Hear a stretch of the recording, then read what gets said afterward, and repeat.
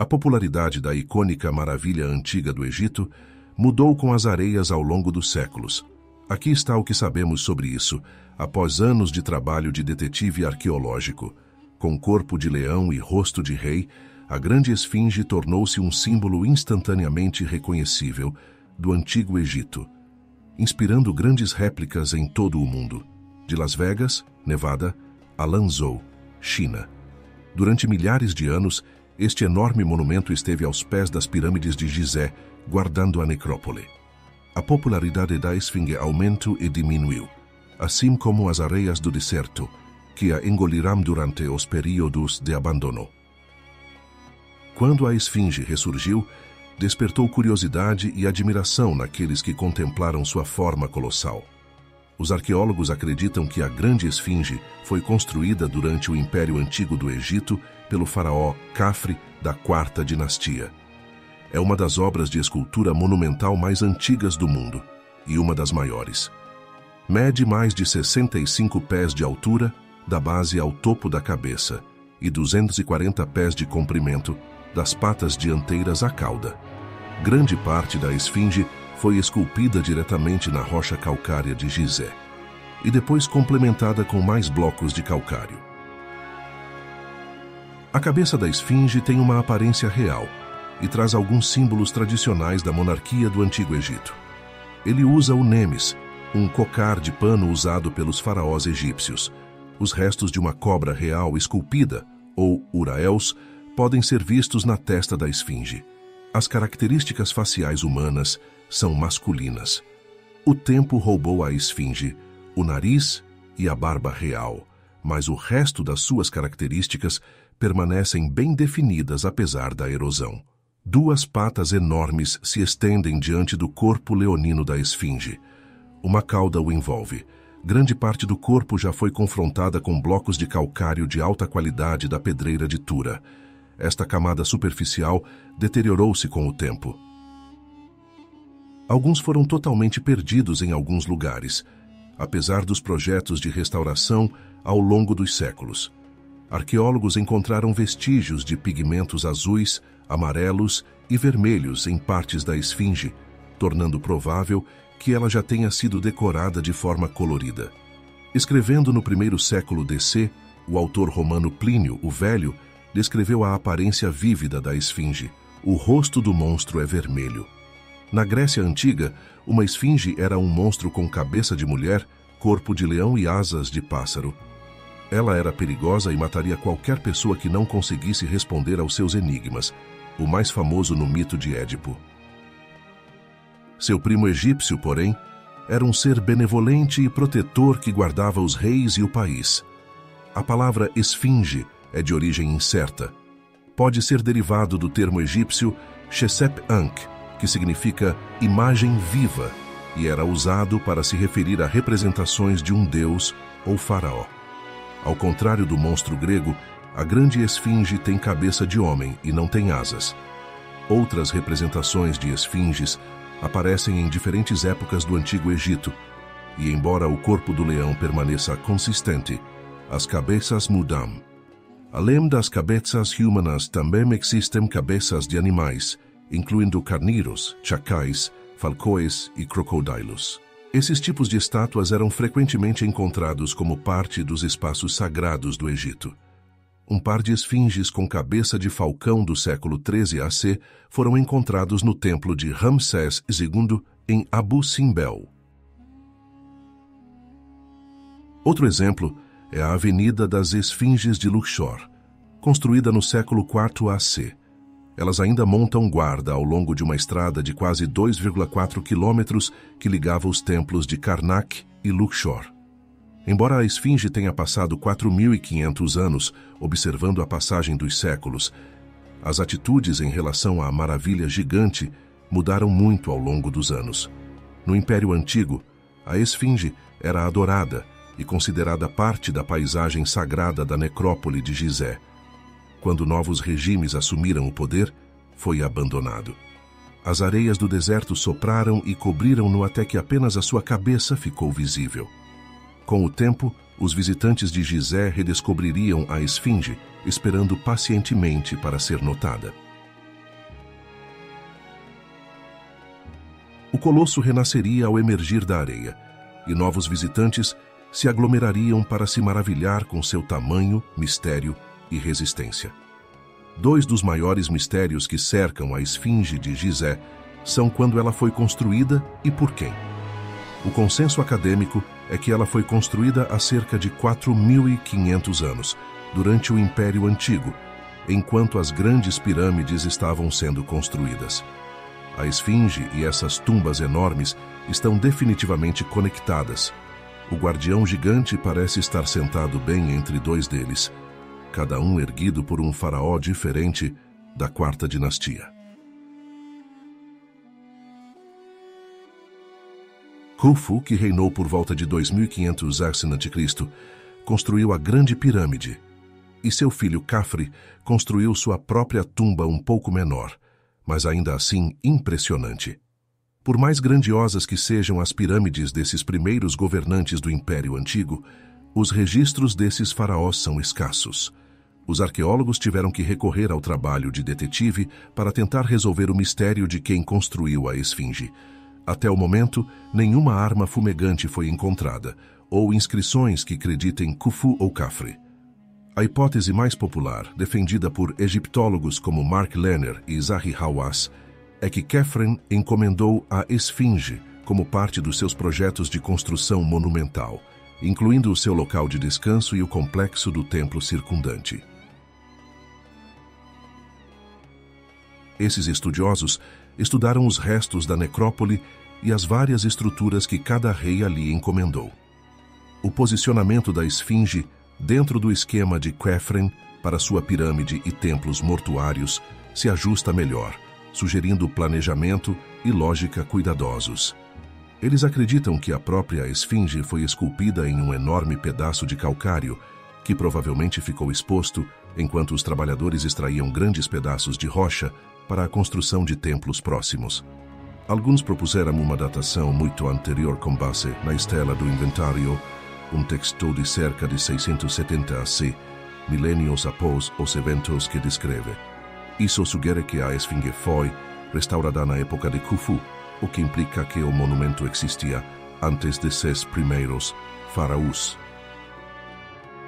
Esta estela, porém, está repleta de anacronismos, levando muitos especialistas a tratar o texto com uma saudável dose de ceticismo. Em frente à grande esfinge estão os restos de um templo que provavelmente foi iniciado ao mesmo tempo que a gigantesca escultura. Embora o edifício nunca tenha sido concluído, acredita-se que tenha sido consagrado. Os arqueólogos encontraram representações de diferentes aspectos da divindade solar Re. A esfinge, localizada atrás do santuário, teria feito parte deste complexo sagrado. Escavações no início do século XX revelaram as ruínas dos blocos megalíticos de calcário do templo. É provável que estes fossem revestidos de granito. O chão era de alabastro. Segundo os egiptólogos alemães Herbert Ricke e Siegfried Schott, as 24 colunas no pátio central do templo podem representar as 24 horas do dia. Estátuas do faraó poderiam ter sido colocadas contra eles. Um altar ficava no centro. O templo tinha 2 santuários, um oriental e outro ocidental. O primeiro pode ter sido dedicado ao deus do sol da manhã, Khepri, e o segundo ao deus do sol da tarde, Atum. É provável que ambos os santuários estivessem fechados, enquanto a área central estaria aberta para o céu. Ao meio-dia, teria deixado a luz do poderoso deus Sol Re brilhar no zênite de seu curso diário. Durante os equinócios, um alinhamento solar astronômico pode ser observado entre o templo da esfinge, a própria esfinge e a pirâmide de Khafre. Um observador posicionado no eixo leste-oeste do templo e olhando para o sol poente no oeste, veria o sol equinocial se pôr no lado sul da esfinge e da pirâmide de Khafre. Cerca de 1000 anos depois, o faraó Amenhotep II, da 18ª dinastia, construiu outro pequeno templo perto das ruínas do complexo de Khafre. A estrutura do novo reino é feita de tijolos de adobe e fica próxima ao canto nordeste do templo da esfinge. Foi dedicado ao deus Harenhakhet, Horus no horizonte, que era então associado à esfinge. Após o declínio do antigo reino, a esfinge e as estruturas ao seu redor foram abandonadas e caíram em ruínas. Eles permaneceram adormecidos durante séculos enquanto as areias do deserto se acumulavam ao seu redor. A esfinge renasceria durante o novo reino, quando um jovem faraó usou a esfinge para vincular seu reinado aos reis de antigamente. Entre as patas da esfinge está a estela dos sonhos de Tutmés IV. Descoberta em 1817, a estela foi uma adição tardia ao complexo da esfinge, instalada durante a 18ª dinastia. A Dream Stela é um enorme pedaço de granito sólido, pesando cerca de 15 toneladas e medindo cerca de 3,6 metros de altura. Suas inscrições ricamente esculpidas relatam um episódio da vida do faraó Tutmés IV, o 8º rei da 12ª dinastia, quando ele era um jovem príncipe e a esfinge foi enterrada até os ombros na areia. De acordo com a estela, Tutmés tirou uma soneca ao meio-dia à sombra da grande esfinge, e o deus do sol Horemheb Khepri Reatum apareceu na forma da esfinge. O deus disse ao príncipe que se ele limpasse a areia da estátua, ele tornaria Tutmés rei. O final da história se perdeu no tempo, pois a inscrição se desgastou. Tutmés IV usou o relato do sonho para se legitimar como rei. Ele não foi o primeiro na sucessão de seu pai, Amenhotep II. O sonho, real ou não, ajudou a servir de propaganda para ligar o novo faraó ao divino e à sua antiga herança real. O faraó iniciou então um projeto de restauração da esfinge, ajudando-a a ressurgir da areia. Como parte desta restauração, os estudiosos acreditam que Tutmés IV tinha uma barba trançada de pedra presa ao queixo da esfinge. Os pelos faciais caíram, mas fragmentos foram descobertos em 1817.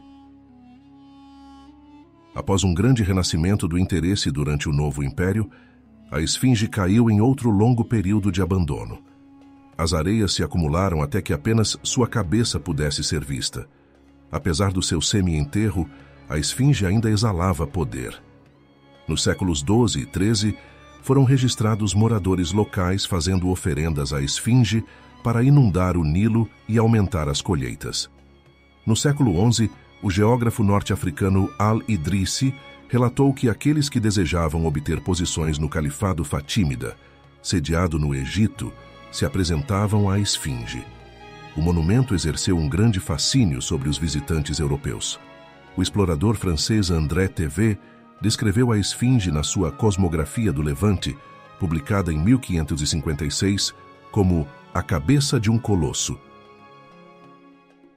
2 séculos mais tarde, no final da década de 1790, quando as forças de Napoleão lutaram contra os britânicos no Egito, os franceses ficaram fascinados pela história do Antigo Egito e pelos seus locais, incluindo a esfinge. Quando ele viu isso e as pirâmides, Napoleão supostamente exclamou: "Milhares de anos de história estão olhando para nós." O Antigo Egito inspirou tanto os seguidores de Napoleão que, quando retornaram à França, embarcaram na criação de uma extensa história em vários volumes do Antigo Egito, com representações detalhadas de tudo o que encontraram.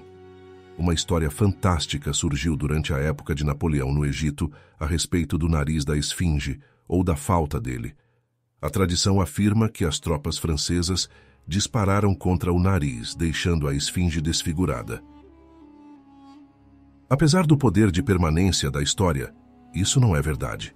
O explorador dinamarquês Frederick Louis Norden visitou a França em 1737, bem antes da excursão de Napoleão, e documentou extensivamente sua viagem.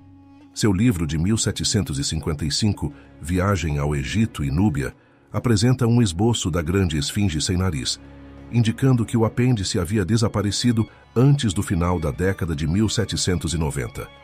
Uma fonte islâmica relatou que o nariz da esfinge foi removido no final do século XIV. O historiador egípcio medieval al-Makrizi escreveu que o muçulmano sufi, Muhammad Sa'im al-Dahr, ofendido pela população local que adorava a esfinge, cortou-lhe o nariz.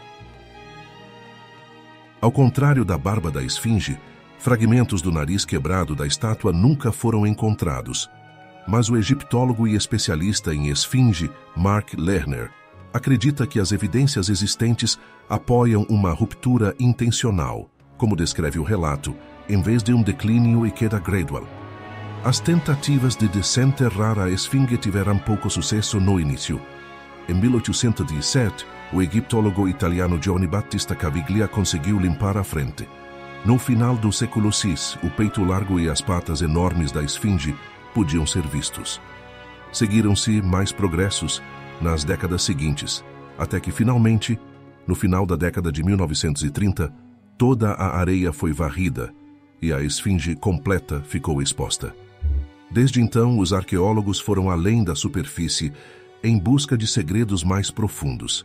Liderado pelo egiptólogo Mark Lerner, o Centro Americano de Pesquisa no Egito conduziu um projeto intensivo de mapeamento de todo o complexo da esfinge. Revelou novos insights sobre a construção do monumento, que ajudarão os conservacionistas a preservá-lo.